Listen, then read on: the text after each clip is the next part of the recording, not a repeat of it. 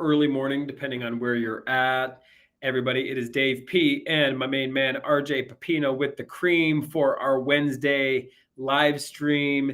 And we're super excited because it has been a big week on this particular YouTube channel and just a lot of traction, a lot of amazing people. I'm communicating personally with many of you in the comments, and there's a lot of people on all basically experience levels that I'm noticing, which is super cool. And this is our opportunity to do some Q&A, kind of fill you all in on what's going on in our business. We're always going to have a topic. Today's topic is when raising private money. I guess it's a little bit of an advanced topic, but we're talking about when raising private money. Is it better to do a one-off lending deal, like work with one particular lender, right, on just one house, one note, one mortgage, one lender? Or is it better to create a fund or syndication where you're bringing on multiple investors to invest in this opportunity? We're going to kind of look at the pros and cons of each,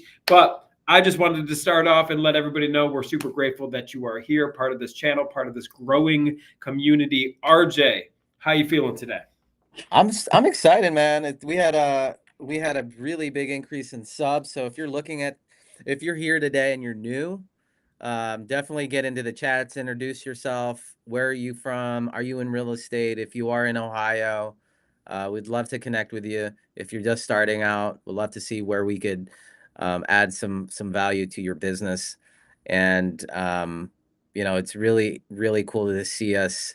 I think after today, we're gonna be in the 10K sub mark for our YouTube channel. Again, if you guys aren't on that channel, go over there, subscribe. It's the Cream Real Estate Investors, and you're gonna see everything that we're doing in our business. There's deal reviews in there, how to get started if you're new, how to buy in today's market, with interest rates being at, you know, we think that they're at the all-time highs, but basically how to navigate through the market and still do BRRRR deals. That was a really big episode that we did that got a lot of engagement in there.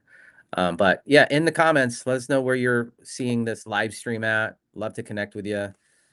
And today we have a very, I guess everyone has their own ways of doing business, and we're going to show you our way of how we fund deals. Not necessarily you need to create a fund, but we want to point out the pros and cons of that today, so that it can help you navigate through funding your real estate deals, because this is something that comes up. We've got a buddy that has a fund, and we know the advantages, the disadvantages of having a fund, and that's why we want to share this with you, so that you can see the point of view from both sides. So we're getting right into it. Yeah, absolutely. So again, like RJ said, let us know where you are from, even if you're watching this not live, but later. I mean, the vast majority of our views come after the live episode, so you can still feel free to utilize the comments. We reply to every single comment, good, bad, or ugly. And with that, we had a live meetup. We're here out of the Columbus, Ohio market, and we do live meetups as well. And that was a question. That's where this question stemmed from. And is it better? Do I need to create a fund? So what is a fund? Let's talk about this. A fund essentially is also known as like a PPM, a private placement memorandum. And this is where you file the necessary paperwork with the SEC, and the SEC is the governmental regulatory agency that monitors like investment capital, right? So every single publicly traded company must be filed and registered with the SEC. They must disclose things to the SEC and to the public, right? If you are taking in money from the public, you must be filed and registered with the SEC. Now, not necessarily when you're doing one-off lending deals, which we'll get to in a minute, but what is a fund? A fund is basically a business, if you will, like an LLC, a business that has its own account, that is registered with the SEC, that is allowed now and approved to market to the public. And basically, you could run radio ads, you could run a billboard if you want, and say, hey, invest in this fund and I'm going to pay you X amount of return. A regular Joe off the street like me or you, or like the majority of real estate investors watching this and the majority of real estate investors in general, we're not allowed to just openly advertise, even on social media. We can't just be like, hey, everybody, come invest with me, I'll give you 8% on your money. That is actually against the rules. You can only do that if you are a registered fund with the SEC. Does that make sense? Yeah, so it kind of, I mean, that's what you want, because if people had all of these access to money, there's a ton of bad people out there. Totally. We're not here to bash on those guys, but somebody ruined it for everybody. And so now they have a little bit more gatekeeping going on to be able to create a fund. And we're going to talk about when it's relevant, when it's not, but also our point of view again on why we think that it's actually better to do it our way. So less paperwork and less planning and more execution. That's how I feel about what we do. So this is a very key and very important distinction. If you are raising money for one single project or one single investment or one kind of opportunity, but you're raising money from a multitude of people. So you're raising money from multiple people to take in this money and essentially commingle this money. This is where you need a fund.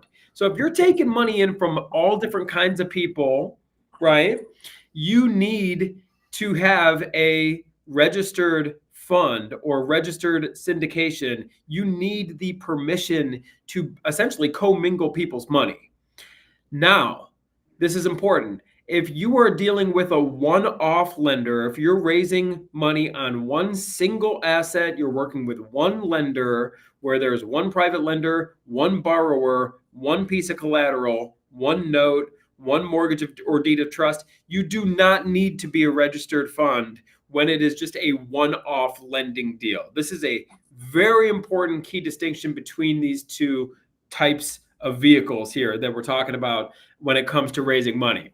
So let's just be clear. If you're raising money from multiple people, taking in this money, putting it in the same account for an investment opportunity, you absolutely need to be a fund. If you're going to be marketing to the public about your investment opportunities and guaranteeing a rate of return, you 100% need to be a registered legal fund. If you are just doing one-off lending deals where it is one borrower, you, one piece of collateral, the house, and one lender, the private lender, you don't need to be a fund. You're not marketing online. You're not doing anything like that. You're having a phone conversation with one of your private lenders. They like the deal and they're going to lend the money. You don't need to be a fund when you're doing one-off lending deals. And that's how we've built our portfolio, everybody. I'm here to let you know, if you're a new real estate investor or even seasoned, but you're not doing a multi-million-dollar deal where you have to reach out to the public and raise all this money from all these different people, you really don't need to be a fund if you're doing onesie, twosie, one-off deals. And you can still be extremely successful one house at a time in building this thing. So with that being said, let's talk about just the pros and cons of the two different vehicles here. So an individual note, let's look at this from a lender's standpoint. An individual note is going to be safer for the private lender than a fund. And I'll tell you why. Number one, when an investor sticks their money into a fund, if things go sideways and things go bad with this particular fund, now you, the investor has to compete with all the other investors on who gets their money back first. Yeah. And typically the way that works is the attorneys step in, the attorneys take all the money, and nobody gets anything. The reason an individual note is going to be safer is because when there's one note, one lender, They're the only lender involved. If things were to go sideways on this particular deal, they can just step in and take over that one piece of collateral. They don't have to compete with anyone else in getting their money out of this real estate opportunity. RJ, feedback on Yeah, these for the you're lender. it is safer. You're the first position. So what that means, just to recap, what Dave's saying is that anything that happens to the deal on a first position, you would have to get paid before anything happened, before anybody else gets paid. Versus a fund, it's everyone has pooled money in there, and so depending on how much money you put into the fund, um, you might not get paid first. It might be somebody that maybe put 100K and you put 50K, because I know in some funds it's the ones that put in the most have a bigger stake into the deal, and so you're at mercy of whatever somebody else put in, and you're not in that first position note.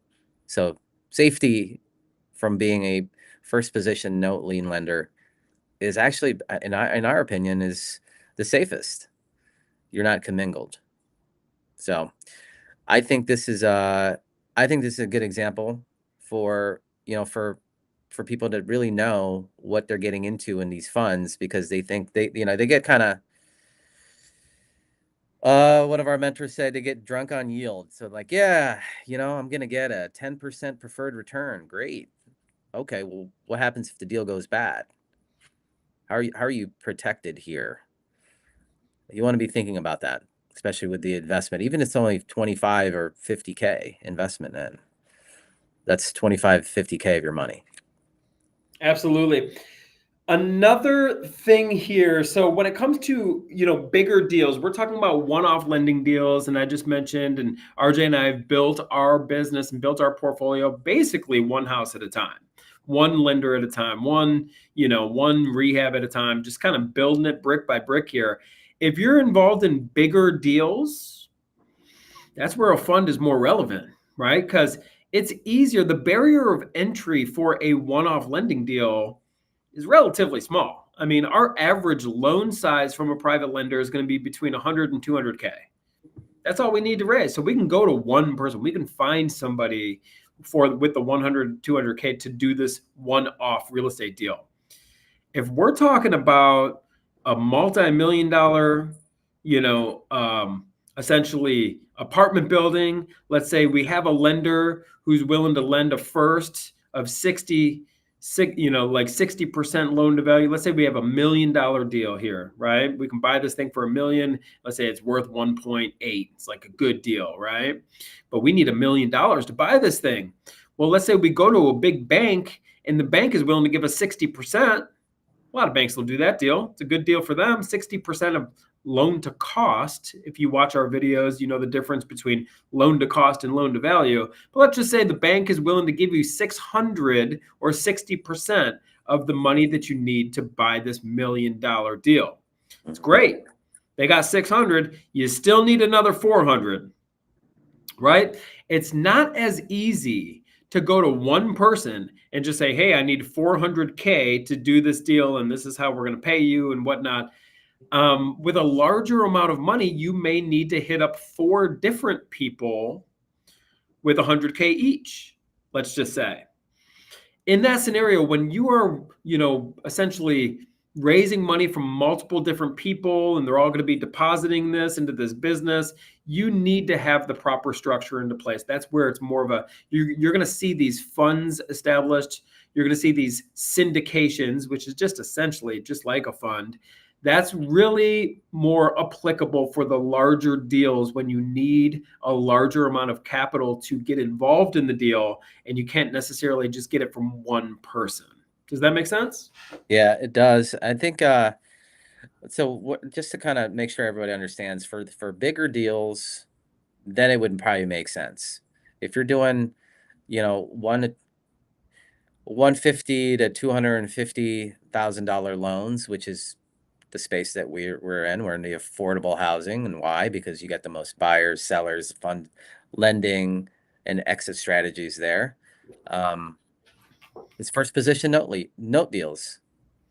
Bigger ones like apartments, 100, 200, 300 units that are 20, 30, 40 million, yeah, it might make sense to do that and create a fund, right? Mm-hmm. So it really depends on deal size, is what you're saying, Deal right? size is huge unless you have one big giant fish, right? One giant lender who's willing to give you all the money that you need for the larger deals. It's just tougher to find that, right? Another kind of benefit to having a fund is you could work with smaller investors. So if you're just doing one-off lending deals like we typically do, I already mentioned our average loan size, 100, 200K. That's kind of the wheelhouse here. Well, if you have a fund set up, you could go and target people who only have 5K to invest, 10K to invest. Everybody's got that kind of money. So you could have people invest very small amounts of capital into this fund for your opportunities. And you can essentially, work with way more people who don't necessarily have the 100 or 200. So that's the benefit, right? Of like having a fund. You could work with a lot of smaller investors. The thing is, though, there's more regulation, so you got to have your stuff together. You better have your bookkeeping together. You better have your stuff together and really manage this professionally, because again, it is a highly regulated vehicle. It's a highly regulated thing where you have to produce reporting about what is happening with the money that people have invested with you in this fund. So if you're not the most organized investor, if you're still working out of receipts in a shoebox kind of thing, or you're just working off spreadsheets and whatnot, a fund is not going to be the thing that you want to do. You want to be an established business where you can fully document everything that's happening within this fund, within the money that's been deposited for this opportunity, and you got to have your reporting together simply because it is highly regulated. Yeah, if you're just starting out, don't get stuck in the weeds of creating a fund to actually do a real estate deal, because that's where you can really set yourself back and get stuck in like the planning phase. And then I'm going to plan on doing this to plan on doing this to plan. And then 6 months from now, you're like, I haven't even started the fund. You don't have a deal done. And then you're, back to square one again, so would you agree? Like you suggest for people that are just getting their first deal done, fix and flip, and they want to raise capital, this is one deal at a time.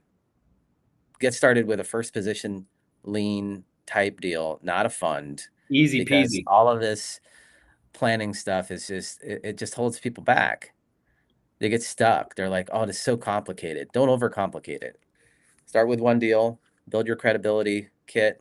Like if you want to start buying, multifamily, then absolutely get some sort of mentorship, invest in that, and then partner with your mentor to get that. But it's like, it's too complicated. So you see a lot of people sitting on the sidelines doing nothing because they're still stuck in the funding phase, which is not where you want to be. The vast majority of people watching this, and the vast majority of people in real estate, period. RJ and I, we've done over 1,000 real estate deals, everybody, and we've never created a fund for a deal. We've never created a syndication because we haven't needed to. So my point is, the vast majority of you all on this channel watching this stream, right? You're not going to, that's what RJ is saying. Don't get caught in the weeds, right? Just find somebody who has some money, ideally like in the price range or in the dollar amount of where you are like trading, right? Of where you're buying houses and what market that you're in. If you're going after fix and flips that, in the market that you're in, the average house sells for 400, 500, find an investor who has the, let's call it 300, 350, something like that. And just work. It's so much easier. It's so out of the weeds. You don't need to file a bunch of paperwork with the SEC or anything like that. All you do is find this individual who's willing to fund your purchase and rehab. You go out there, find an off-market deal, and then use this private investor's capital to fund this transaction, and then turn around and sell it for a profit. When you sell it, your private lender is going to be paid back in full plus interest, and you keep the profit. It is like this is bare bones here, everybody. This is what you should focus on, because you can still make amazing money, be a multi-millionaire, right? And you're going to use this one-off private lender to also buy things at good discounts, get them fixed, and then refinance them with the bank and make it a rental property for yourself. And when you complete this refinance, your lender gets paid back all their principal plus interest, and you turn around and use them for another deal, right? So you could use one-off lenders for buying fix and flips or buying rental properties and doing BRRRR deals. You can build a portfolio with one-off lenders. You don't need to create a big syndication or anything like that. Don't get caught up in the weeds. I just wanted to reiterate that point. Hey, so I'm getting some questions here, but should we just keep going on in your presentation, the pros and cons? I got a couple more things, and then let's open it up for the Q&A. Here's the thing. I'll put a bow on this thing, right? So we've already talked about how it's safer for the lender, because when there's one piece of collateral, one note, one mortgage, one borrower, one lender, it's safer, because if it was a fund, the investor is competing with the other investors in the fund to get their money back. So that's a pro for the lender. Easier due diligence for the lender, meaning when you present your deal to a private lender and it's just one house, they could look online, they can see what this thing is worth, they can see essentially what what you're borrowing. So if the house is worth 200 on Zillow and you show them pictures of the repairs you're going to do, you're buying it for 120, you're borrowing 120. It's a pretty easy due diligence process for the lender to see there's equity in this deal. It's harder to do due diligence on a fund, because now you're looking at all of the assets under management. How is my money securitized? How, what is this project? It's some complex commercial deal. It's just much more difficult to analyze all the assets under management of this fund. It's much more difficult than just looking at one-off lending deal. Smaller barrier of entry. So, when you're doing smaller deals, it's easier just to find one lender who's willing to do 100, 200K on a flip or something, whatever you're doing. You can find those lenders. One of the pros then of a fund is you can actually market. You can market to people, you can market online, you can market on the radio, whatever you want to do. And you can find people with only 25,000, something like that, taking all this money. But the caveat to that is you got to be organized. This is a highly regulated vehicle. You need to do, quarterly reporting. You need to have your stuff together. So if you are just getting started, I wouldn't even consider doing a fund. I would stick to one-off lending deals. And it is more regulation for the funds. You can do bigger deals and whatnot, but if you're still somewhat of a newbie, you should probably just stick to one-off lending deals. And let's open it up for questions. Yeah. So one question is it better to do a fund for commercial deals? I would say yes. I mean, typically, it really depends on how much money you need for this commercial deal. But typically, commercial deals require a larger amount of money. And that's why you see these funds set up in these also, AKA syndication. It's the same thing, essentially, everybody. That's where you see them in the commercial deals, simply because the money required to get involved in the deal is pretty much bigger than one person is willing to lend. If one person had all the money you need for a commercial deal, great. But a lot of these commercial deals require over $1 million or something like that. A fund is easier with the commercial deals because they require more money. So to follow up with that is, how would we go about, I think this is directed to you and I, like, how would we go about funding a big deal, say 20 million? Well, we would probably go after, who's got all the money, RJ? Banks, institutional lenders. So first things first, we're going after the big money, which is an institutional lender, Lima One, Kiavi. In fact, I mean, you can go that route. We actually make it easy for you. If you are like new to our channel, you can fill out a free account, a free application, if you will. It's not going to pull your credit, nothing like that. but go to creamfunding.com. That's through the company Vontiv, and they will shop. They'll show you the loan products that are available. They're on the cutting edge of what loan products are available. So if we're doing a $20 million deal, first things first, we want to go institutional to get a first mortgage and see what they are willing to lend on a big giant first. So we need 20 million. Let's pretend they're willing to lend 15. Perfect. Now we only need to raise 5 million. So we would essentially approach our attorneys. If you're trying to create a fund or a syndication on this particular deal, you need to work with an attorney. And then we would reach out to a multitude of private lenders to raise that $5 million. Because I personally don't know anyone who's really willing to drop, one person willing to drop $5 million on this deal. Because at that point, if we had one person just to give the whole $5 million, we would just make them a partner in the deal, right? Mm-hmm. So we'll just make them a member of the LLC and work it out that way.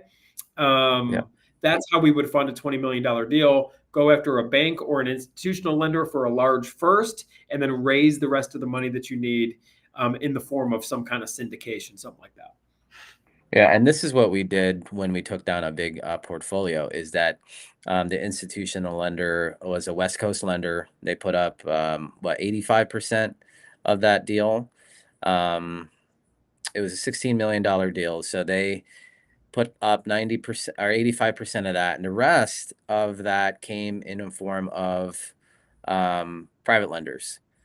Some of them had 500, 250, 750, and it was just pulled in to raise the rest of that 3.5 million. That's true example of how we took that down. So here's a question, Dave. The clarity is a fund like a PPM? Yes. Okay. Yeah, PPM, private placement memorandum. That's the same thing. Gotcha. I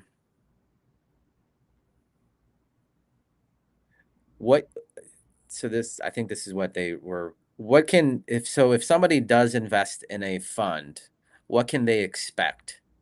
Like, what does that look like if they invest in a fund? Let's say they didn't put a dollar amount, but let's say I put in $100K into a fund, right? What can somebody expect? So the fund manager, they're all legal. They're all, check all their boxes legally and whatnot. And then they come up with what's called a prospectus. I believe that's what it's called, where this is the offering, right? This is my offering. This is my PPM. So the person who is going to invest in this, they receive an offering. They say, this is the deal. And that could just be like a PowerPoint presentation of essentially of like, this is the deal. This is the proposal.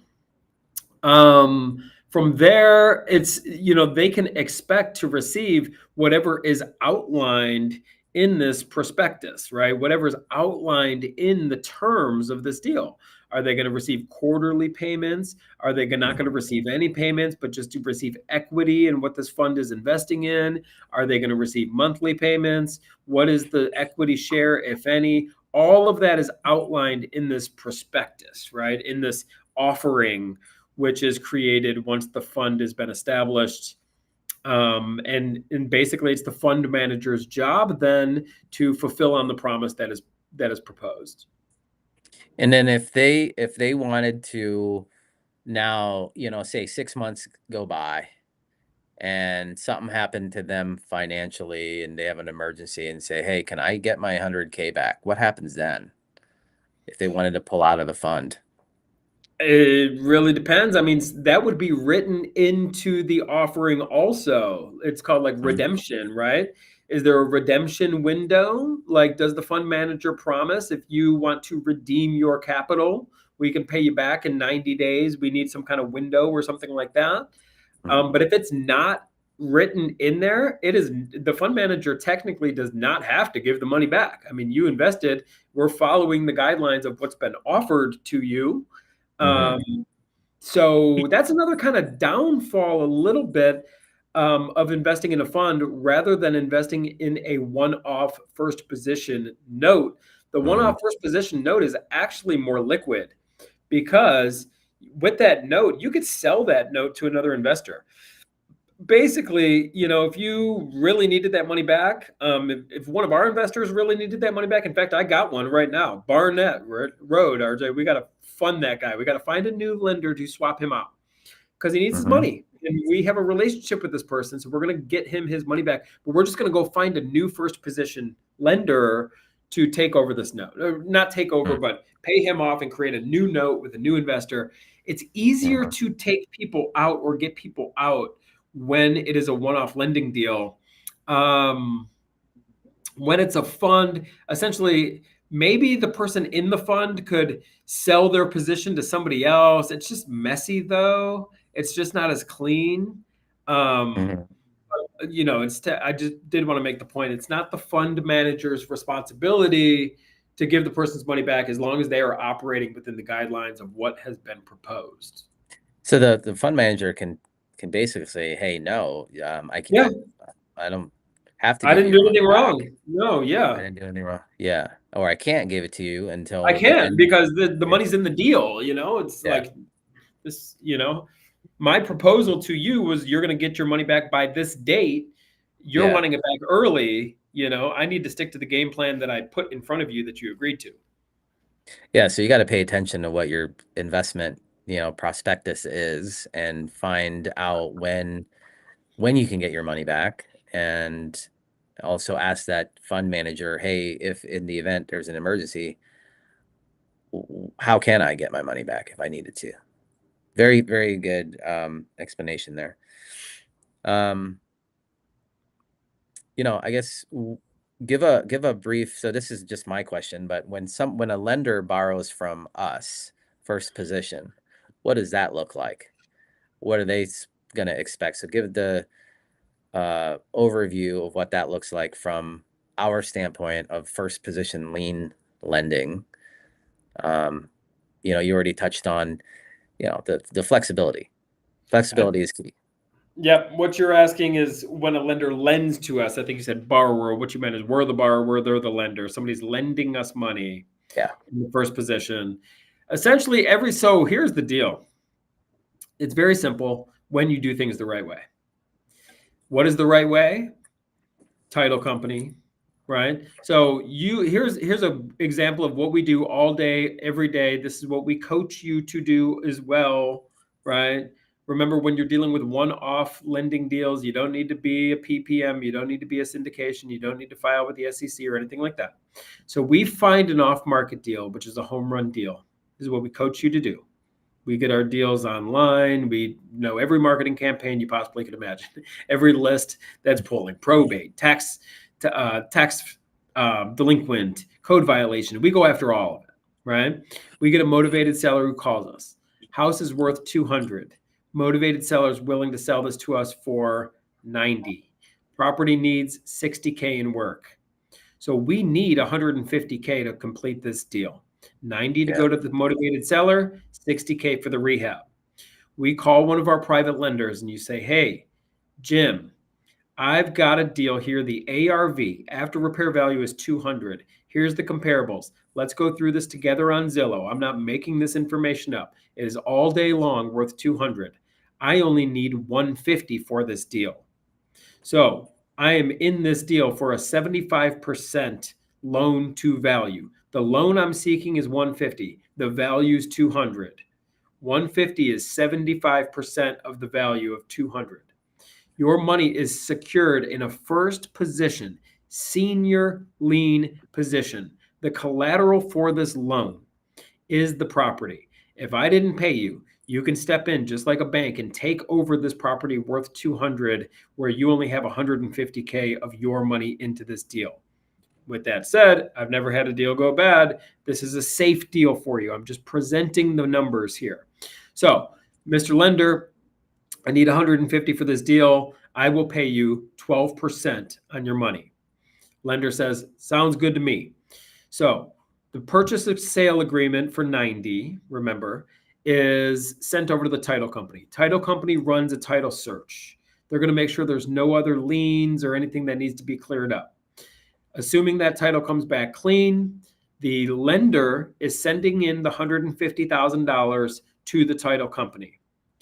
Title company, then when you sign, the attorney at the title company, because in every title company or attorney's office, there's always an attorney involved. They're going to, in addition to prepping the closing documentation, which is going to convey title from the seller to you as the buyer, you're also going to be signing a note in a mortgage. The note is outlining the terms of the deal. You, the borrower, Jim is the lender, your private lender, and that's just the terms of this deal, right? Here's what happens if you don't pay. Here's what, essentially, if there's no prepayment penalty. It's all the terms of the deal. The attorney will do this for you. You don't need to be an expert. Just have the title company attorney prep a very simple promissory note outlining the terms of the deal. You will also be signing, and the attorney will be prepping a mortgage or a deed of trust, depending on what state you're in. If you're in Arizona, it's called a deed of trust. If you're a mortgage, if you're in Ohio, it's a mortgage. It's one of the two.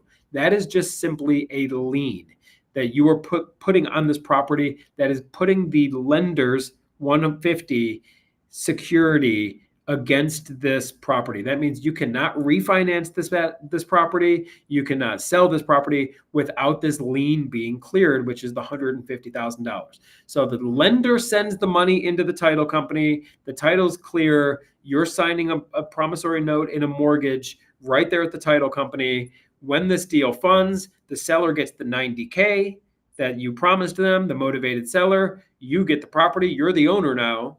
And that extra $60,000 is going to be dispersed to you as the borrower also, and you're going to use that money to fix this property up. Once the property is fixed up, you're either going to refinance it or sell it. There's only two options. Once you sell this property, let's say you sell it for 200, you got a 50K spread there. You find a buyer for 200. This buyer comes in with the 200. You pay off that lien. You pay off that mortgage or deed of trust that you signed when you borrowed the money. And that lender gets their 150 back plus the interest that you agreed to. Or if you're refinancing it, the bank comes in with a new loan, is going to pay off that lender. And then you still keep the property. Now you have a new loan against this property with a bank. But that is like the lifeline of a private lending deal. Maybe I'm going a little bit too granular, but watch this over and over again. I just literally laid out the exact process for you.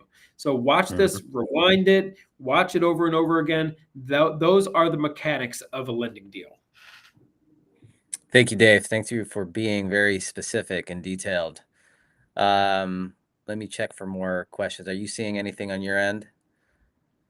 I am not, but I'm also not able to see any comments. I'm not able to see any. You can see the chat though, right? I see. Well, I got here. Are there monthly late fees when a loan has to be paid in 5 years and you still a year in with the loan? Are there monthly late fees when a loan has to be paid in 5 years? So I'm not understanding the question. And you I still think you gotta I think you gotta look at the note, the note that you signed, because it depends on what we're calling like a prospectus, which is basically just the note terms. So whatever you agreed to in your note paperwork, there could be late fees. In ours, there are, you know.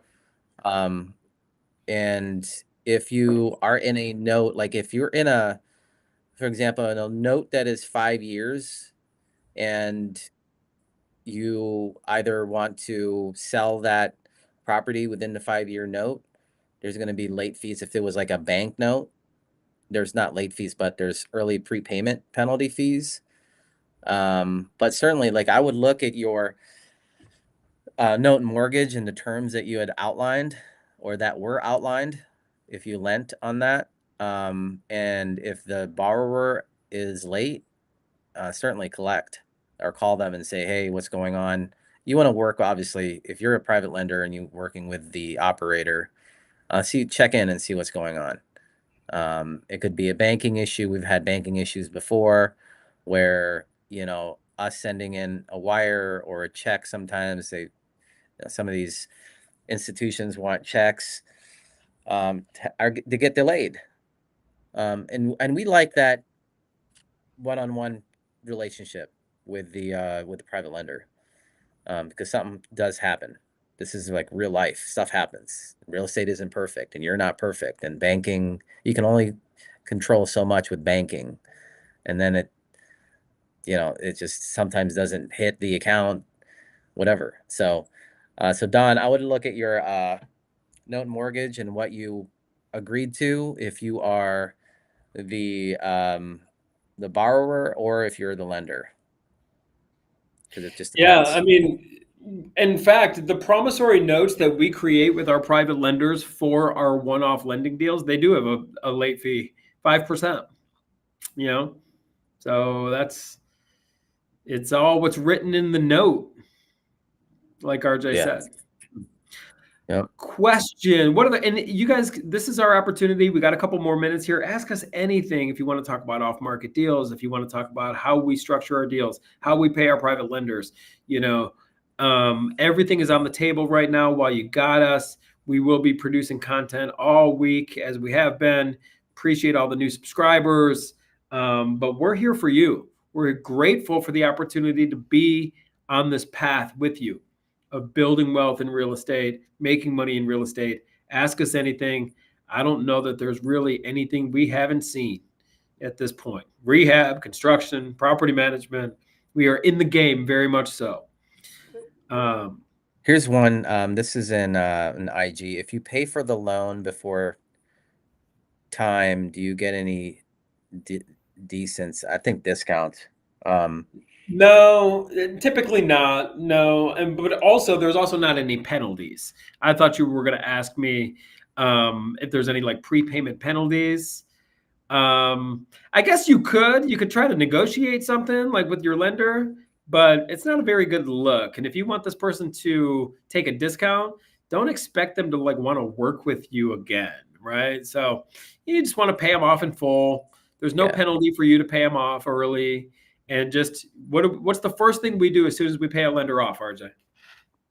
We get on a call just like this, or over the phone and do FaceTime. Face to face is always better, but sometimes it's a phone call. But we ask them, hey, let's do another deal. Let's get your money working again. Because if it's going back to where it came from, it's probably not getting the same return as it was on that real estate deal. And the people that have money understand that, and they're always, that's like if they're a lender, that's their biggest problem, is to get that money back out in the street with you. It really is. Trust me. So Dave does a really good job with that, and he gets on the phone with them and gets them going on another deal. So you get that velocity of money going fast. So Vampy, I got Vampy over here. Do you guys have rentals available? I'm looking. Thank cool. you. Yeah. We do. In fact, are you trying to rent or are you looking for rental properties to buy? That would be my question and seeking clarity there. But we do have rental properties. I mean, you could get on our buyers list. Um, I'm happy to provide you with our dispositions representative's email. And if you simply email her and let her know approximately what you're looking for, flips, and just provide your phone number and your email address, then she will add you to our distribution list. And her email is Daniela. It is DANIELA at sellhousecolumbus.com. Daniela at sellhousecolumbus.com. I will put that in the message as well. Yeah, if you're looking for a place to rent, let me know and I can give you our website. But if you're looking to buy a rental, if you're a buyer, if you're Columbus or in Ohio and looking for deals, we've always got some deals available that didn't fit the buy-in criteria or buy box, that we want as rentals. Any other questions? Let me look at live stream promissory note should have it in full. What's going on? Golden Rookie. What kind of commercial properties, like what kind of deals on commercial properties? Like, I don't know. I don't understand your question.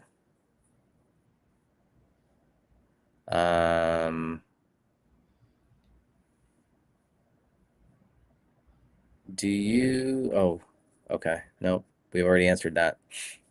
I think we're good on the questions, Dave. I'm looking at my IG desktop.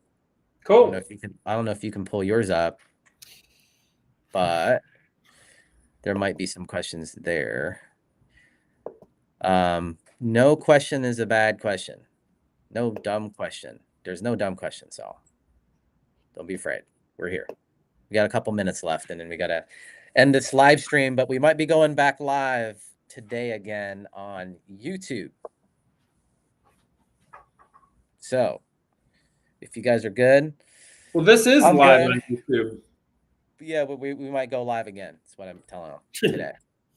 Hey, we're here for you guys. RJ and I have been in the trenches. We are in the trenches, and I'm just looking just for any other questions here, RJ. But I mean, I'm happy. There's no question off limits.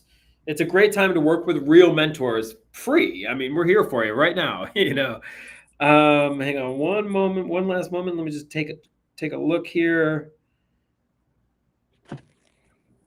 31 views today. A lot of the views and engagement actually happens after the live. So if you think of something later, just drop it in the comments of this particular live, and go back and watch our previous videos. Anything that you guys want. We are very diligent on replying to every single comment. So with that being said, I look forward to continuing to connect with you. It's been a huge week for this channel, and I'm super grateful. I know RJ is also. It's a grind, everybody. You always hear these YouTubers and social media people. I mean, we are very passionate about providing real value, like straight up. This is not like some bullshit. Let's just call it like it is. It's not. We take this seriously. We prep for this stuff. And the biggest compliment ever is just a sub from you, a like on the video. We're happy to answer your questions. We're going to be here for you every single week, and maybe even more frequently. We're looking at potentially adding in another live throughout the week. We put a lot of energy into this stuff. So thank you all for being here very, very much. I'm excited. This channel's growing. And I think about this stuff all the time, RJ. It's on my mind. I'm thinking about our community here, thinking about you guys, thinking about where we could add more value. Any suggestions you have, any questions you have, just please feel free to always reach out to us. We're here for you, and we appreciate you all very much. Yeah, if you go through the videos and you just need a little bit more explanation, just ask in the comments. We're looking at them every day. So thank you. If you're new to this channel, thank you for being here. And if you've been here before and you see something that you need more clarity on, we're here to help. So this has been another good live stream, and thank you for being part of the Cream.